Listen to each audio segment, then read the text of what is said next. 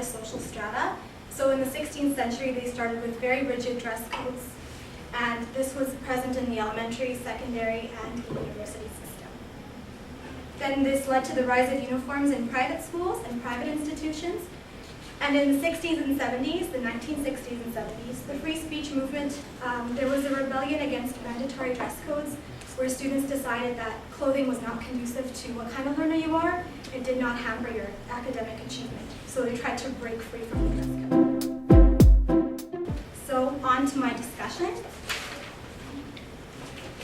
And to start off, I'd like to ask everyone if they have ever worn uniforms in school or have had an experience with dress codes. Christina. I went to a private school in Toronto for 1 year and I wore a uniform. When you say, well, this is appropriate for you, but it's not appropriate for you because you develop differently than this person. Mm-hmm. That's a good point. So hold your thought, Christina, because I want to skip ahead to rights.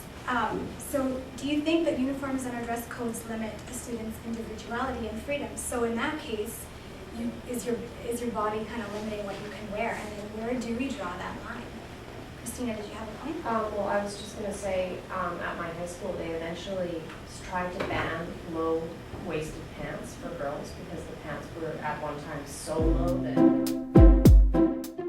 So if you can find a way that would literally be safer for every student, no matter what, under any circumstances, for them to wear a certain cut of pant or whatever, then maybe it should be. But I think it's so hard to do, even if, I mean, it's really difficult to do.